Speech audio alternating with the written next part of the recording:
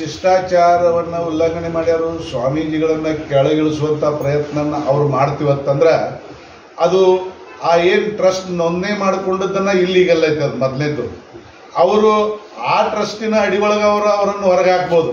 ಆದರೆ ನಮ್ಮ ಪಂಚಮಸಾಲಿ ಸಮಾಜದ ಇನ್ನುಳಿದ ಎಲ್ಲ ಲಿಂಗಾಯತ ಒಳಪಂಗಡಗಳ ಸಮಾಜದ ಜನರ ಮನಸ್ಸಿನಿಂದ ಪೂಜ್ಯರನ್ನು ಹೊರಗೆ ಹಾಕಕ್ಕೆ ಎಂದೂ ಸಾಧ್ಯ ಇಲ್ಲ. ಯಾಕಂತಂದ್ರೆ ಇದೊಂದು ಸೂಕ್ತವಾದ ಸಮಯ. ಅವರು ಪೂಜ್ಯರನ್ನು ಹೊರಗೆ ಹಾಕುವಂಥ ಸಮಯ ಅಲ್ಲದೆ ಇದೆ. ಆ ಟ್ರಸ್ಟ್ನವ್ರನ್ನ ನಮ್ಮ ಸಮಾಜದ ಜನ ತಿರಸ್ಕಾರ ಮಾಡುವಂಥ ಸಮಯ ಇದು.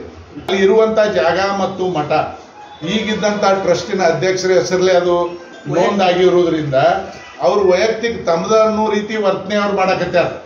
ಹಾಗೂ ಕಾರಣಕ್ಕಾಗಿ ನಾವೇನು ಮಾಡಿದ್ವಿ ಅಂದ್ರೆ ಕೂಡಲ ಸಂಗಮ ಪೀಠದ ಜಗದ್ಗುರುಗಳಿಗೆ ನಾವು ಬೆನ್ನೆಲುಬಾಗಿ ನಿಂದಿರಬೇಕಾಗಿತ್ತಂದ್ರೆ ನಮಗೆ ಎಲ್ಲಿ ಹೊರಗೆ ಹಾಕ್ಯಾರಲ್ಲ ಅಲ್ಲೇ ನಿಂತು ಅದ್ರ ವಿರುದ್ಧ ಸಾಧನೆ ಮಾಡಿ ತೋರಿಸಿದಾಗನ ನಮ್ಮ ತಾಕತ್ ಏನು ಅನ್ನೋದು ಗೊತ್ತಾಗೋದು. ಹೊರತಾಗಿ ಅಲ್ಲಿದ್ದು ಬಿಟ್ಟು ನಾವು ಎಲ್ಲರೂ ವಾದಿವಿ ಅಂದ್ರೆ ಪಲಾಯನ ಮಾಡಿದಂಗೆ ಆಕೈತಿ. ನಾವು ಅಲ್ಲೇ ಎಷ್ಟು ಬೇಕಾದಕ್ಕೆ ಇದಕ್ಕಿಂತ ಹೆಚ್ಚಿನ ಜಾಗ ತಗೊಂಡು ಇದಕ್ಕಿಂತ ದೊಡ್ಡ ಮಠ ಕಟ್ಟಿ ನಮ್ಮ ಸಮಾಜ ಸಂಘಟನೆಯನ್ನು ತೋರಿಸಿದಾಗ ಅದು ಜನರಿಗೆ ಯಾರು ಮಾಡಿದ್ದು ಸರಿ ಅನ್ನುವಂಥದ್ದು ಉತ್ತರ ಸಿಗ್ತೈತೆ ಅನ್ನುವಂಥ ಮಾತು ನಮ್ದು. ಖಂಡನೆ ಮಾಡ್ತೀವಿ ನಾವು ಹೊಸ ಪೀಠನ ಮಾಡಿ ಇನ್ನೊಂದು ಜಾಗ ತಗೊಂಡು ಇನ್ನೊಂದು ಮಠ ಕಟ್ಟಿ ಪೂಜೆರನ್ನ ಅಲ್ಲೇ ಇಡ್ತೀವಿ.